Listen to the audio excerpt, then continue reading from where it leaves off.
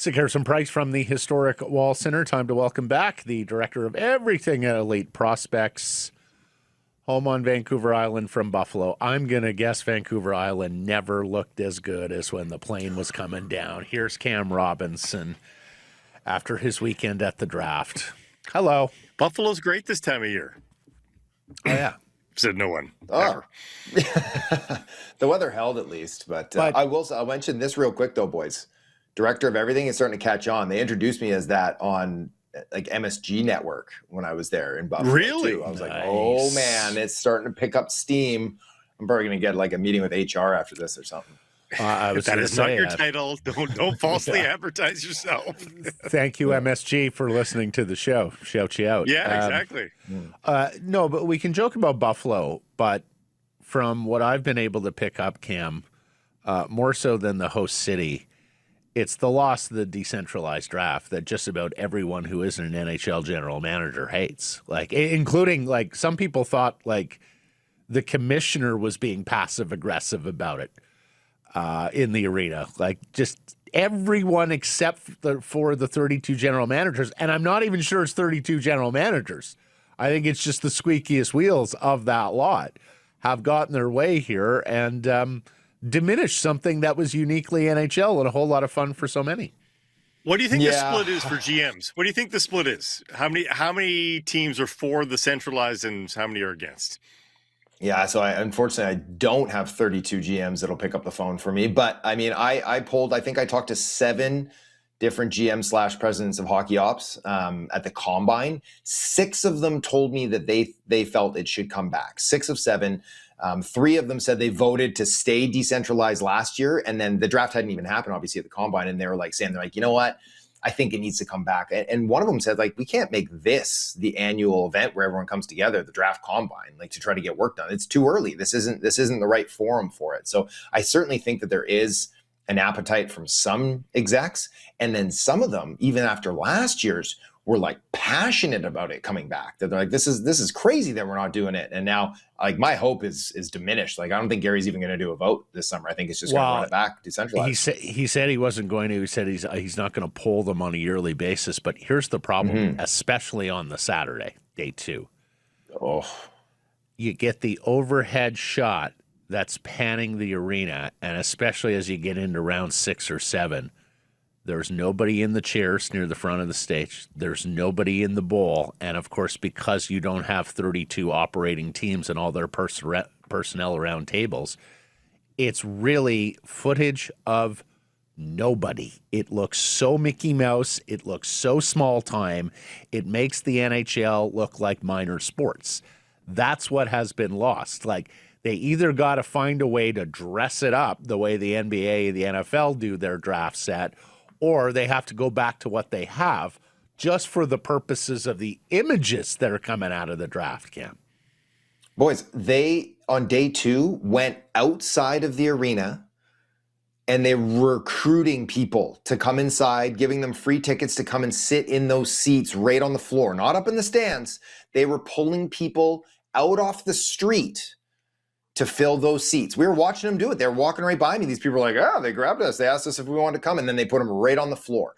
It's just a bunch of random people wearing, like, just maybe not dressed up for the occasion. How about that? We could say that, mingled with some of the kids and their families that are dressed to the nines, hoping to hear their name called, something they've worked for. It was, Steve Merritt does a great job putting on NHL events. I don't put that on him, but I mean, it was improved over last year because they got rid of the technical difficulties and like all that extra cringe stuff that we had, but it's still highly diminished. Unpopular opinion, you don't televise rounds 5 through 7. You can still do them. You still welcome them on stage, but you just don't televise it.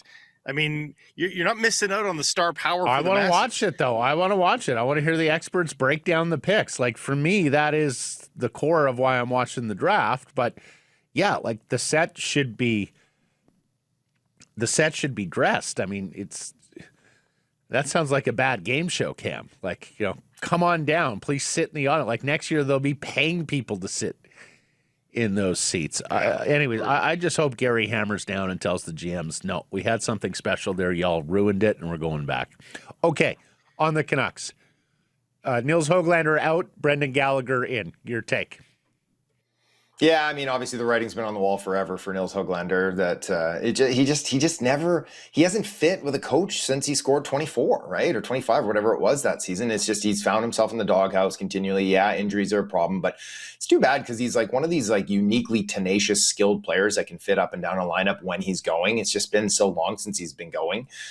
So to get a third round pick, yeah, it's in 100 years from now, but it's still a third round pick. So I don't think that that's a bad piece of business for RJ. And then bringing in Gallagher, I think it's very evident what this team is doing. Like on the Gallagher front, it made a lot of sense. Montreal is trying to do right by a player who, did a lot for them over the course of a decade plus in that organization, sending him home. But for Vancouver, it's not a surprise with the Twins and Ryan Johnson at the helm here is that they are looking for culture carriers. They're looking for guys to sort out that dressing room, which has been an absolute mess for a couple of years now. And, I think that played a role in their drafting without question. I think it's going to play a role in who they move out of that dressing room here soon too, as well. And the type of guys that they, attack in free agency, even though they're going to be a budget team. I think the players are going to be bringing in are guys that are going to be able to mold the young players the right way. And then when it's their time to leave, you flip them for assets and you bring in more young guys. And now that culture is starting to bring in, it's just something that's there. And you do have to kind of start from scratch. Which brings us to Gallagher then, who gets acquired. But he doesn't sound like he is a guy that they can flip based on his protections around trades. You tell me, can you envision a world where Gallagher comes in with all of his character and then okays a trade at the deadline? Yeah, I mean, I know people are thinking that that's like a complete non-starter. I think if he comes in and you give him a good role and he manages to bounce back, maybe he scores 15 goals this season or something like that. It's not out of the question. And then the Canucks are going to be sitting in 32nd or 31st or something like that. And then you go, hey, Gally, you want to go play in Tampa? You want to go play in Tampa this spring and see if you can't run for a cup?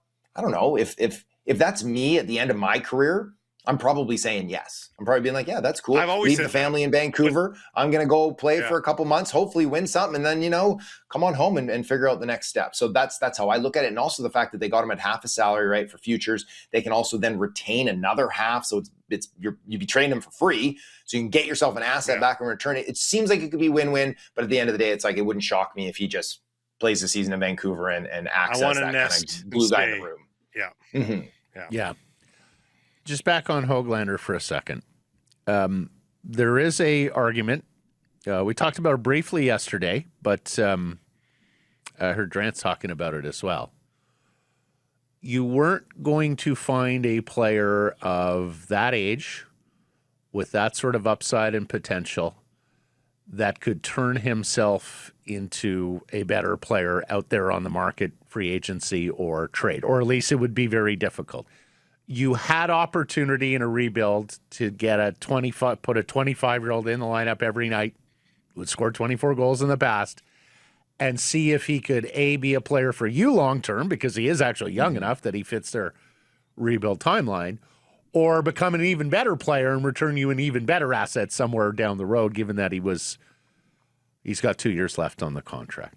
Does any of that resonate with you? Is that a fair shout with regards to Höglander, that they sold low when they had opportunity to see if you could rehabilitate the player?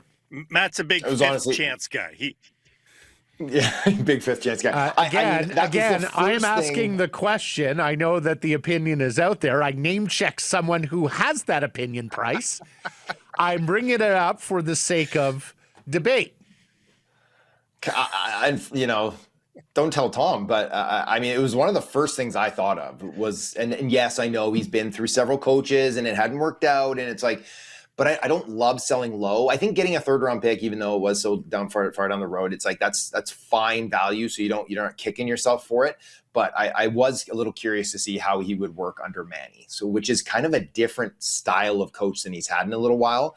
And also, again, like with this kind of reset, this freshness in the lineup, are you able to give him top 9 minutes? Are you able to give him power play 2 minutes? And like you said, Matt, my first thought was that you rebuild him, his value, and then you decide, is this someone we want to keep? Is this someone who's going to fit for us for the next 3 or 4 years? Or now his value, and now maybe we trade him at the deadline. Maybe you're getting a second for this next draft, which would be far more valuable. See, Blake, but two smart people agree, Cam Robinson and Thomas Drance. And given that they both agree, you know what? I'm throwing my hat in the ring with them. Now it's a triumvirate. I hate the trade. I take everything back that I said yesterday. I got suckered into this way of thinking too. And then because then I started to apply it to Elias Pettersson, guys. And I started to think, geez, man, he's such a good communicator. He's such a good guy. I think he could probably, and then all of a sudden I'm like, no, I'm not giving him a fifth chance. Step away from the ledge. Mr. Fifth Chance. No, but it's different. He's 11.6 million. He's 11.6 million. Nils is 3 million. You guys want me to come back later? Cam? Can you fix him, Cam? No, I need you to fix him before you depart here. Why I got my to-do lists now that you're back from Buffalo. Pettersson, not only that the cost on the cap, but also it's like it. I don't know, like, with Pettersson, it feels like it's between the ears. I don't know if that was the case with Höglander. I wonder, right? Like, it just seems like, Pettersson has every opportunity all the time. He's always gotten it. There's never been a time where he's not getting all the greatest opportunities. Höglander hasn't always had that. The best moment to trade him would have been right after he scored all those goals that year. And then when you didn't and the bottom fell out, and it's like, I believe in rebuilding. And honestly, I believe in that with Pettersson to a degree too, is that I would not be just getting rid of that contract. Personally, that's not what I would be doing. The team's bad. They're not going to be spending to the cap anyways. Keep trying to make his value better unless you get an offer that actually makes some sense for you, like where you're getting quality futures in return. If you're not, sit on him and try to fix him again. I'd give him 8 chances if I could try to fix him because he has that potential still to return something tangible. Well, the argument is true that also they have time on the Pettersson file because they don't care if he plays bad for them necessarily, right? Like they'd rather he played well so that he bolstered their strength. But if he helps them lose, that's not the end of the world either. Now I got to fix both of you. I got to fix both of you. This is really devolving this one, Mike. The other difference between Elias and Nils Höglander is that Elias is terrible for culture. Everything that you said about Brendan Gallagher does not apply to Elias Pettersson, right? Like, I think the Twins and RJ are looking at it like, we don't want this guy around the young players. It's terrible. He's already had to be around them. He's not the example we want them to follow, let alone keep giving somebody with this work ethic or lack of more and more opportunities, because that's an even worse example on our part for doing so.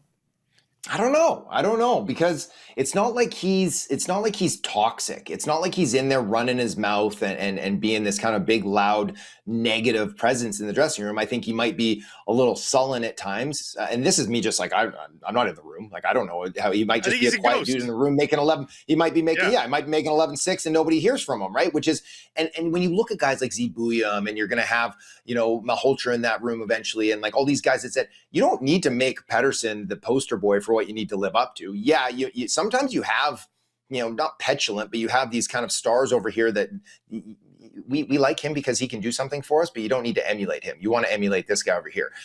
And again, it's just like, I hate to sell low. I hate to sell low. It kills me, especially when the value could have been so high. So if you need to keep him in that dressing room, you don't need to make him the poster boy for what success looks like, but you can still try to build him up. And hey, maybe the young guys around him will inspire him. No, that's reaching a little bit, but Gallagher and Manny, maybe they get him right. Maybe they can fix him. Maybe, yeah. Okay, moving along. He's frustrated. I love it. No. Carry on. We are. You know how Canucks fans love their nostalgia. You know how they love their ex-Canucks, right? You play for the Vancouver Canucks. You were remembered in the province of British Columbia forever. They want to add a veteran leader to the defense corps. And gosh darn it, Cam, Ian Cole's a free agent. Eric Goodbranson's a free agent. Noah Juulsen's a free agent. And Luke Schenn is a free agent, my dude. Who's the veteran leader they should sign tomorrow? I mean, all the ex-Canucks defensemen. Mm-hmm. As long as they're not playing minutes, as long as they're number 6, number 7 guys, like I got no problem. Like Schenn's a beauty. Like he's a great guy. Everybody loves Luke Schenn. I think Goodbranson's a beauty too. Everybody likes Goody. brings the stud factor up too. Don't know much about Jolson, if he's a good guy or not, but I mean, like, yeah, Ian Cole, whatever. My kid calls him Ian, by the way. That's why I do. Yeah, you want to bring in guys like that because you think they're going to fit into the room again, and you had good experiences with them. I got no problem with that, giving them league min or something like that and having them come in and out of the lineup and be someone who's you want. Like Shen, I like because he plays heavy and hard, but he doesn't really move the needle on the ice too much for you. But I like those guys. If you're bringing them in and they're going to be a culture guy, they're going to be a glue guy, they're also going to be a hard guy on the ice too, right? I think that has to go hand in hand. But they will make that signing. Well, after not bringing back P.O. Joseph, they're going to bring in a guy like these guys at the very least, right? You would imagine, yes. That must be on their to-do list, yeah. Okay. Lastly, you are the draft expert. You are our draft insider. We spoke to you Saturday after the Nicholas Aram Olsen pick, but we would be remiss if we didn't ask you for your expert opinion on the totality of the work from Todd Harvey and the Canucks amateur scouts at the draft table. Well, at the draft, there is no more draft table. At the draft in Buffalo. There's the list for those of you on visual platforms, beautifully displayed by elite prospects. There was the goaltender Dmitry Evchenko, the Yaroslav Brizgalov, the Medicine Hat winger Connor Davis, the forward Lucien Bernat, the interesting Slovak, and then huge Samuel Eriksson as the final pick. Give me your grade and assessment of the 9 players they selected in the draft. I think they did very well. I'm pretty sure we gave them an A+ on EP, one of just a handful of teams, 2 or 3 teams that got an A+. The Maholtra pick, we've been talking on this show for weeks going back, and I was the one kind of being like, I don't think it's going to be a problem to have son and father there together. As we got closer, I had just had intel that it seemed like maybe it wasn't going to go that way, just to give him that chance. But again, I think it's a good pick at 3. I think he's got a little Trevor Linden, and if we want to talk old Canucks, I think he's got a little Nick Suzuki in his game. He's off to BU. It's going to be a highly offensive team there. I think he's going to step in and get a big role right out the gate. He's a leader. Screw it. Who cares if his dad's the coach? I'm totally fine with that pick. The Novotny pick, though, for me, that's a big one. He should have gone 10 spots earlier. He should have gone. Like, he's big, he's fast, he shoots, he's got details to his game, he's got leadership abilities. We look at him like Adrian Kempe style. Like, I'm not sure if he's going to score 40, regularly like Kempe turned out to be. But he's that kind of guy. He's smart. But again, like, he's big and he's fast and he scores. Like, those are great qualities. He shouldn't have been there for them at 24. So I think that's a terrific pick there. Legitimate top 6 upside. Rogowski, lower upside, going to play games. Another culture guy. Like, everybody raves about Rogowski to me as a person and a player in the room. So I think as a 6'7" center, you're looking at like a Michael McCarron type, a Brian Boyle type, where he's going to play a 4th line role for you. Just going to be probably a bit of a weight on him. You get down to it. Aaron Olsen, he's a full boomer bust. And we talked there at the draft, and you guys were asking if he was going to play in Sweden. I completely forgot that he was going to BU next year, right? Like, he'll be with Malholtra at BU. So he's a shooter. He's got some pizzazz to his game. He needs more of a B game, or else he's probably not even going to be a player. So he definitely needs to round out his off puck habits and all those things like that. But if he hits, he's top 6. If he misses, he's top 6 in Europe. But I'm okay with that at that pick too, right? When you have multiple picks, you get down into it. Ivchenko there. He didn't play much, but he's poised. He's calm in the net. He's a good skater. He's got good size. I'm totally fine with that. Brizgalov can't skate, which is unfortunate. So he can't move. So he moves the puck really, really quickly, which is impressive. He's got good handles for that and good vision. But he's a project with those feet. The last one I'll say here is Davis is probably like my favorite later round pick for them, the D1. Like, nobody touches this kid's motor. Like, he is the Energizer Bunny out there. He's hard along the wall. He gets into hard areas. One of the best even strength scorers in the USHL this year. And off to North Dakota. I love what North Dakota is doing right now. I love how they're developing. Like, he's got legitimate, like, checking line NHL upside that you're getting in the whatever that was there, the 5th. I think that was a great pick. Mm-hmm. Good. I know his hometown too, Vaudreuil. Hard workers from Vaudreuil. Nice. Marvelous. Thank you for all this. Thank you for the weekend. We really enjoyed you shepherding our draft coverage yet again this year. And look, if you're going to be around all summer, we're going to talk to you all summer. Okay, so we'll catch up next week. You get some rest. You take care of the honey-do list around the crib. What? What? No Why are you next week shaking for me, your boy. I'm going to the cabin. I'm a ghost for 2 weeks. Well, we can talk about it Okay. later, but you won't hear from me again after Mid-July Friday. then. Till mid-July. We'll see you Right. then. We'll talk Yeah. then.